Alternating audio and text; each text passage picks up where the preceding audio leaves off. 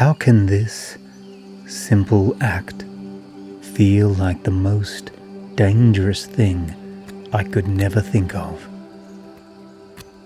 More a reflex than intention, at once consuming myself and gifting my wealth to the world. Let me sit with it. Give it some more time.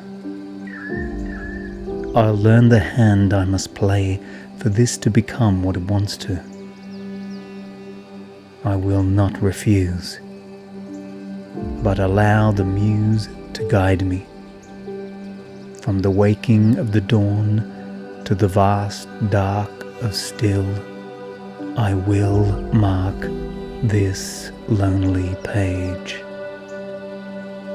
Allow its fresh wound to find me and make me.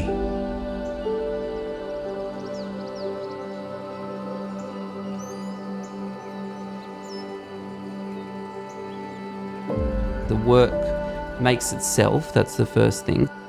Every decision you make, the painting then wants to be the painting that it wants to be. The marks flow in the way that the paint wants to flow, so that you sort of have to go with it a little bit.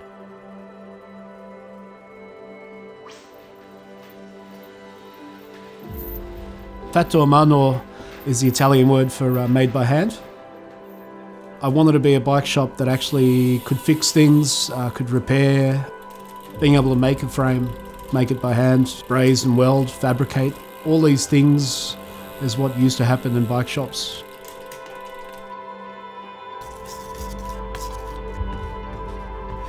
What excites me is the unknown of a work and how it's going to evolve to the end process.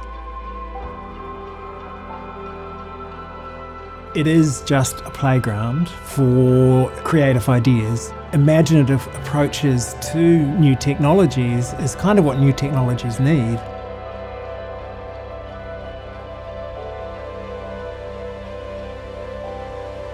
It's all about starting at that artist level, making sure that everything that we do is completely about what the artist wants to get out of their live show.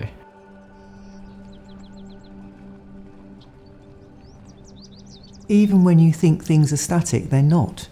When you sit in a landscape and you think about it and you observe it and you make drawings of it, you notice the tiniest little changes. I only stopped being in my bedroom when we finally got to the point where I got given this really cool opportunity by people at Brand X to get my own retail space at a very low price. And then all of a sudden I went from my bedroom straight into like a retail shop. And that gave me like a good 4 years to work out what actually was going to work. That's what I do with my photographs and my paintings. I'm getting signifiers from potentially contradictory things and then mashing them together and remixing them. And in that remix, hopefully people can discover their own narrative. The show that we're developing, in this writer's room is a period comedy.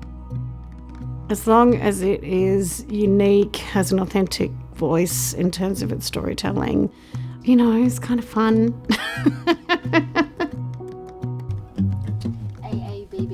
Music production's like that. You'll jump in and write a song with someone, and then someone will say, here's a song I wrote, can you record and produce it?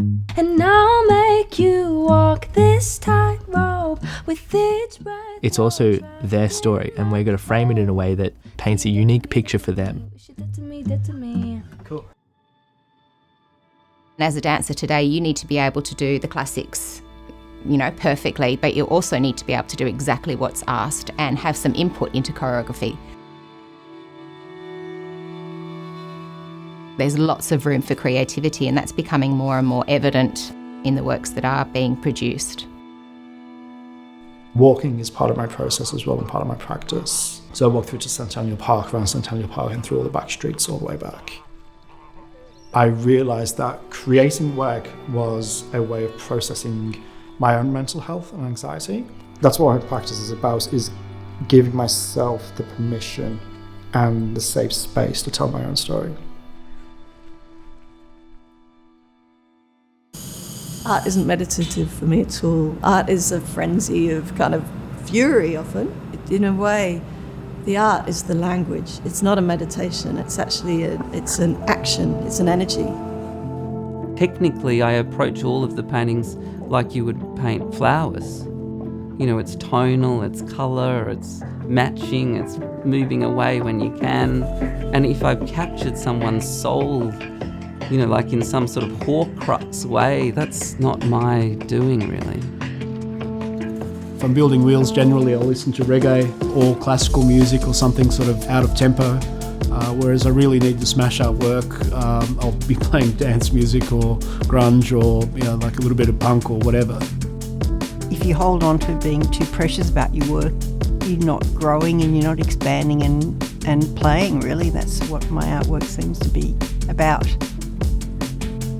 Working in 360, we then started playing with not just 360 but 3D, which was both virtual reality and augmented reality. It takes it off the screen and into a theatricalised three-dimensional space.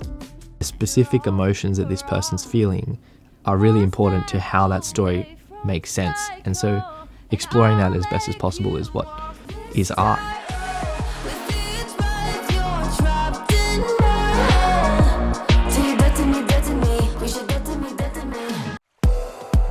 Because I found if I've sat in the landscape, thought about it, and made some marks in the landscape, they all connect me back to that place, and I use that to push the painting further on.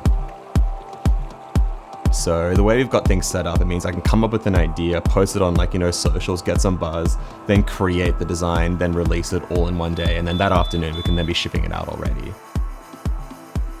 Because it is like taking my brain for a walk through a series of obstacles and hurdles, and then presenting an outcome, understanding that my audience hasn't been on that walk with me. We have made a lot of horror, sci-fi, thriller films so far. They've worked really well for us commercially, and it's one of the reasons that we've stuck with it. And then, of course, when you have success in that field, then people just want more. We are used to, in a creative process, to always be challenged and to open ourselves up to the uncertainty of the creative act. The part of the process, for me, more important than actually taking the image, is, I suppose, the word collaboration of the people that I work with. You know, so like on one level I know what I'm doing, but on the other level you never know.